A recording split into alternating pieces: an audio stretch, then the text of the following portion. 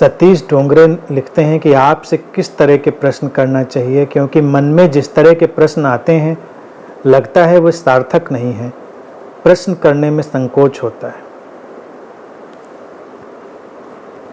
बिल्कुल सही बात लिखी है सतीश जी आपने। देखिए, मेरा जो ये ढंग है बात करने का, मैं चाहता हूं कि लोग प्रश्न पूछें, और मैं ये भी कहता हूं कि कोई भी प्रश्न पूछे, मैं सारे प्रश्नों का स्वागत करता हूं। लेकिन स्पीकर के अंदर ये भाव उठना कि उसे प्रश्न पूछने में संकोच होने लगे, ये बहुत शुभ है। इसके लिए उसको अनुग्रहित होना चाहिए कि ये शुभता उसके अंदर आ रही है। क्योंकि अगर ये लगने लगे संकोच कि क्या पूछें प्रश्न, इनमें क्या सार्थकता है, तो समझो कि अस्तित्व अब तुम्हारे भीतर अपना गीत गाने वाला है, उसकी अनुगूंज तुम्हारे भीतर आने लगी है।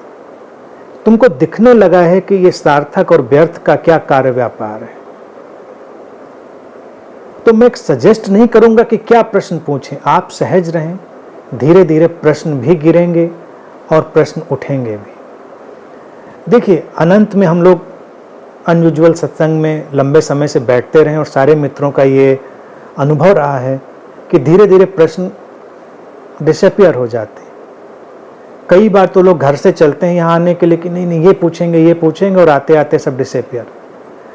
इस लाइव अनयूजुअल सत्संग में भी आप लोगों के साथ यही होता होगा। आप सोचते होंगे शाम को बैठेंगे तो हम ये पूछेंगे, और शाम आई तो तमाम चीज़ें गायब। लेकिन फिर भी एक मिस्ट्री घटती होगी कि आपको आपका उत्तर मिलता होगा। आपको लगता होगा कि ठीक है, मैंने ये सोचा था और बात उधर ही घूमी, वही हमको उत्तर मिला। ये प्रत्युत्तर है, यही लाइव है। लाइव का मतलब ये नहीं कि डिजिटली लाइव है।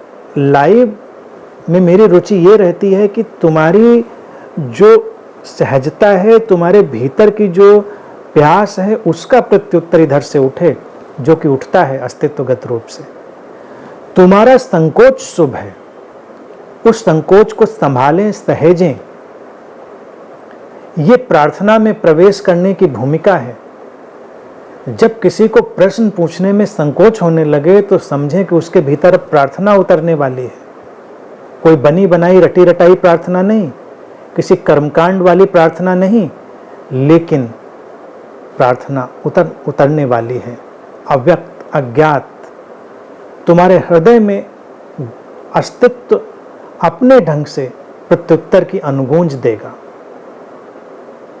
मेरी तरफ से पूरी आज़ादी है, स्वतंत्रता है कि तुम पूछो, जो पूछ सकते हो पूछो, जैसे पूछ सकते हो पूछो। मैं तो तुम्हारे प्रश्नों को भी झाड़ पोंछ कर सहज संवार देता हूँ, कई बार उनको भी थोड़ा मैं ठीक कर देता हूँ, इसलिए चिंता मत करें, आप सहज रहें। लेकिन अपने भीतर उतरते हुए भावों का अवलोकन करते रहें पूरी सजगता से।